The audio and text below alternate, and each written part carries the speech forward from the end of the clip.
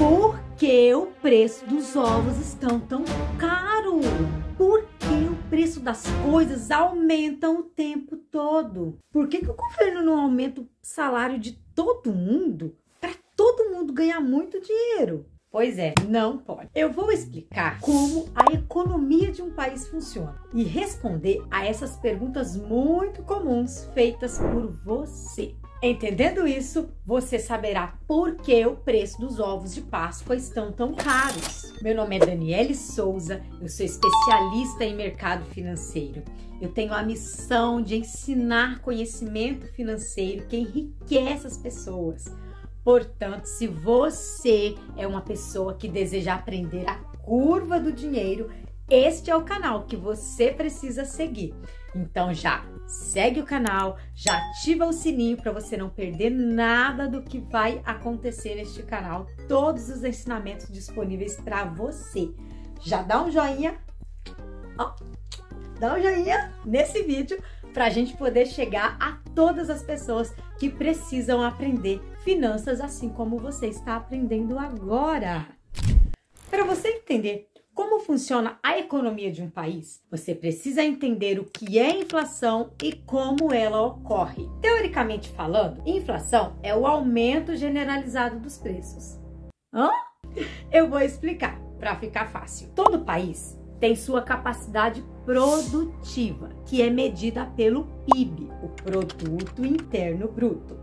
Essa capacidade produtiva é limitada. Vou dar um exemplo prático para você entender. Suponhamos que a lanchonete Tudo de Bom, na esquina da sua casa, tenha mesas e cadeiras para atender 50 clientes ao mesmo tempo. Imagine que de repente chegaram 5 clientes querendo comer. Não tem cadeira disponível para esses clientes sentarem. Isso quer dizer que a capacidade produtiva da lanchonete é de no máximo 50 clientes ao mesmo tempo. Para ela conseguir atender mais clientes, ela vai precisar fazer uma reestruturação no seu layout para colocar mais cadeiras de atendimento ou então abrir uma segunda unidade. Para isso, ela vai precisar investir dinheiro e vai levar tempo para isso ficar pronto. Assim é a capacidade produtiva do país, o PIB. As fábricas, as montadoras, as empresas, elas possuem um limite de produção e prestação de serviços que elas conseguem fazer ao longo do ano. E leva tempo e dinheiro para que elas consigam aumentar essa capacidade produtiva. Então, de um lado, a gente tem os produtos e os serviços que o país produz. Do outro lado, nós temos o dinheiro disponível em circulação no mercado. O preço dos bens produzidos, eles possuem uma relação direta com a quantidade de dinheiro disponível no país. Vou dar um exemplo para você entender. Suponhamos que eu tenha uma nota de R$100 ou $100, para vocês entenderem que é assim em qualquer país. E você tenha 10 bananas. Como você sabe a quantidade de dinheiro que eu possuo, você sabe por quanto que você pode vender as bananas que eu terei dinheiro disponível para comprar. Terei dinheiro suficiente para comprar. Nesse caso, cada banana custaria R$10. Credo, que banana cara! Não quero comprar essa banana não. Enfim. Mas o que acontece se eu ganhar de presente do governo R$100? Agora eu terei R$200. E você sabendo que eu recebi esse auxílio do governo, pode aumentar o preço da sua banana. Como o meu dinheiro ele não foi ganhado através de trabalho, produzindo mais bananas, por exemplo, para você, para sua empresa, a quantidade de banana que você possui continua sendo 10. Mas agora eu tenho mais dinheiro. Então você pode aumentar o seu preço e agora as bananas vão custar R$20. Se ao invés do governo ter me dado esse auxílio, ele tivesse me oferecido condições para estudar sobre a produção das bananas e eu fosse trabalhar para você, eu iria ganhar mais dinheiro, que era o meu salário. E você iria ter mais bananas, frutos do meu árduo trabalho. Meu excelente trabalho ia produzir mais bananas para você. Então, o que acontece se eu passo a ganhar mais dinheiro R$ 200, por exemplo, e você passasse a produzir mais bananas, 20 bananas, por exemplo. E o que acontece então? Eu tendo mais dinheiro e você tendo mais bananas? Nada. O preço permanece o mesmo. É por isso que quanto mais produtivo for o país, melhor é para a economia. Quanto menor a inflação, mais estável e previsível é a economia.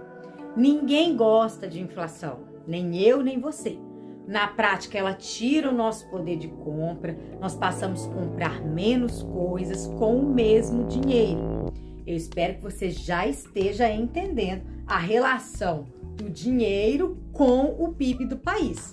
Quando o dinheiro em circulação aumenta, sem os produtos disponíveis, ou melhor, o PIB aumentar na mesma proporção, temos o que chamamos de inflação. É por isso que quando o governo faz programas de ajuda à população, dando auxílios em dinheiro para as pessoas, isso precisa ser muito bem ponderado, pois essa ajuda é momentânea, é só para agora e pode desencadear a inflação. Foi o que aconteceu com os auxílios necessários no período da pandemia do Covid-19. Ao colocar mais dinheiro em circulação, os preços subiram, causando inflação. Isso aconteceu em todo o mundo.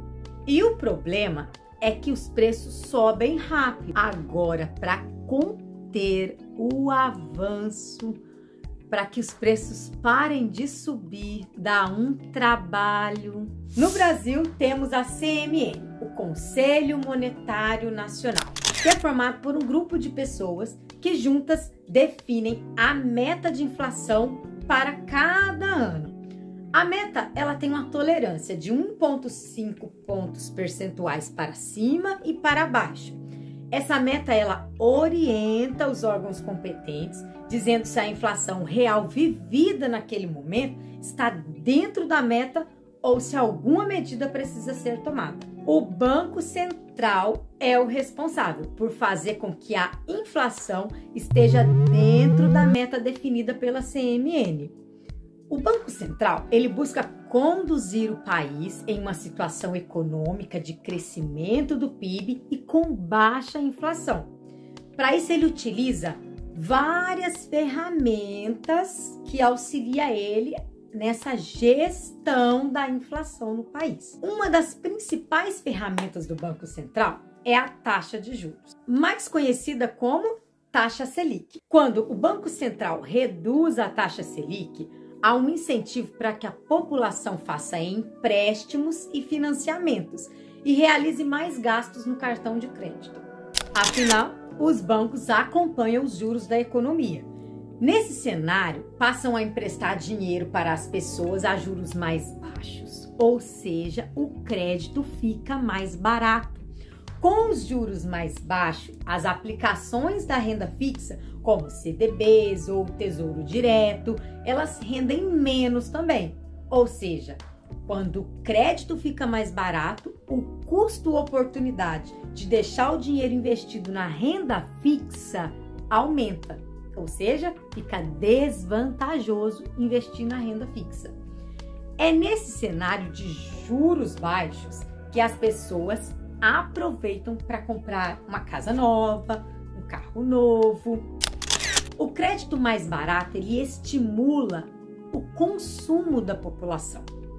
Se as pessoas estão comprando mais, significa que as empresas estão vendendo mais.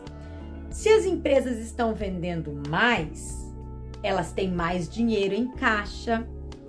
Com mais dinheiro em caixa, elas investem mais no crescimento produtivo das empresas, contratam mais pessoas para trabalhar. Com mais pessoas trabalhando, a taxa de desemprego do país cai, reduz. O poder de compra aumenta e tem mais novos empregos gerados. Nesse cenário de juros baixos, os investidores eles tendem a retirar o seu dinheiro da renda fixa e aportar na renda privada, porque vai ser mais vantajoso, vai ter uma rentabilidade maior, já que os juros estão baixos.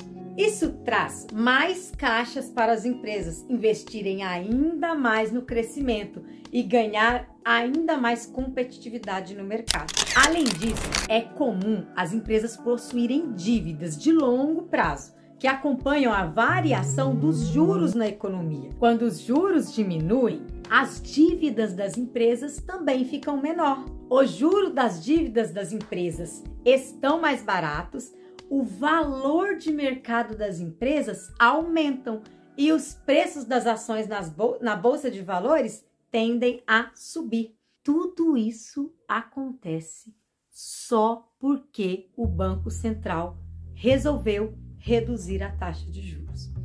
Essa medida de reduzir a taxa de juros é chamada de política monetária expansionista. A política expansionista diz respeito ao aumento da oferta da moeda na economia. Sobre essa política expansionista, o foco é sempre o aumento da produção interna, o PIB, pela iniciativa privada e a geração de riqueza.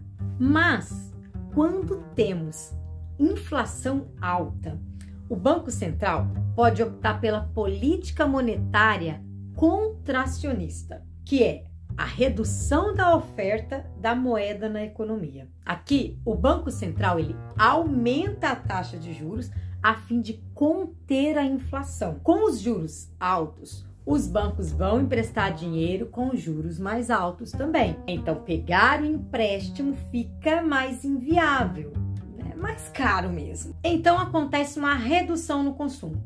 Com menos consumo, as empresas vendem menos produtos e serviços. Vendendo menos, as empresas precisam reduzir custos para manter a sua rentabilidade. Para cortar gastos, as empresas tendem a demitir funcionários, ou seja, a taxa de desemprego aumenta no país, gerando ainda menos consumo. Como as empresas estão vendendo menos e os juros estão altos, o cenário aqui é diferente do primeiro que eu apresentei. Como as empresas estão vendendo menos e os juros estão altos, o cenário agora é diferente. Agora, os investidores tendem a retirar os seus investimentos do setor privado e alocar no setor da renda fixa, onde eles terão uma rentabilidade maior. E isso desestimula a produção de riqueza do país. Esse modelo de política contracionista normalmente é bem sucedido para conter a inflação, porque ele desaquece a economia.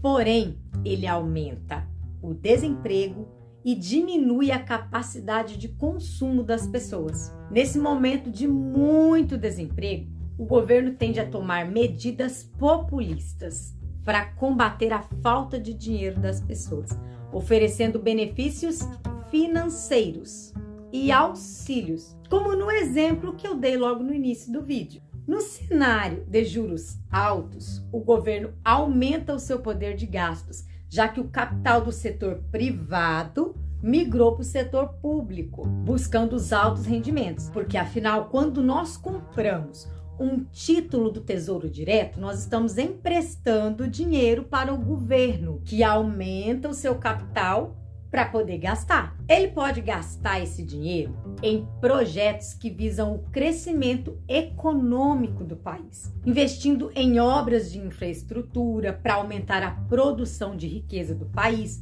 ou então investindo em educação. Afinal, essas medidas com certeza vão gerar riquezas e emprego. Porém, esses benefícios só serão percebidos pela população no médio e longo prazo. Seria plantar para outro governante colher. Então, eles preferem usar esse dinheiro em medidas que traz solução de curto prazo, rápida, imediata, como aumentar o auxílio do Bolsa Família, que traz a falsa sensação do problema resolvido. Porque no curto prazo as pessoas vão ter dinheiro. A inflação que isso vai causar ainda não vai ser percebido pela população. E pela falta de informação, onde as pessoas não sabem por que os preços sobem, essas medidas elas tendem a ser recebidas de forma muito positiva pela população, mesmo que vai prejudicar ainda mais a economia do país no médio prazo. Ou seja, no momento de aumento de desemprego, o governo eles tendem a buscar o aumento da sua popularidade, distribuindo dinheiro diretamente para as pessoas. Quem é que não gosta de ganhar dinheiro? E nisso eles aumentam a sua popularidade. E o que acontece quando você aumenta a disponibilidade de dinheiro na economia, mas a produção de riqueza, o PIB, não crescem na mesma velocidade? Inflação.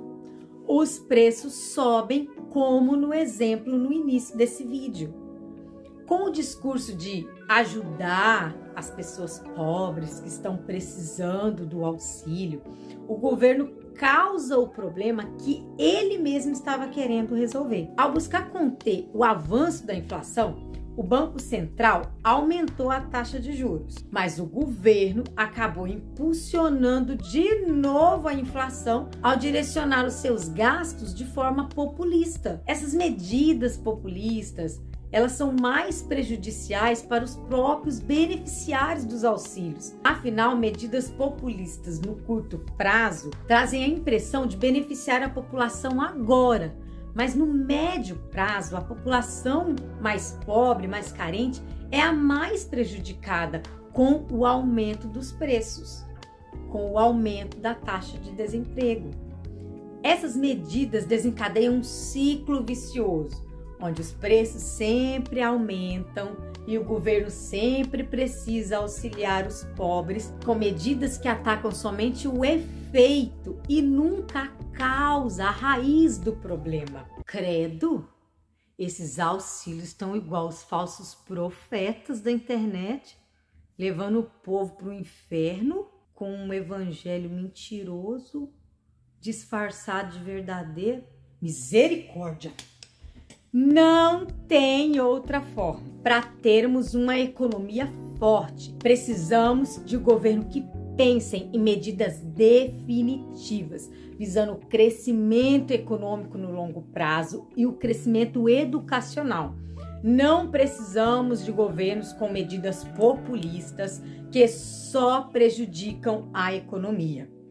Eu espero que você esteja saindo desta aula entendendo como funciona a economia de um país e sabendo responder com clareza à pergunta: por que os preços sobem? Por que existe inflação?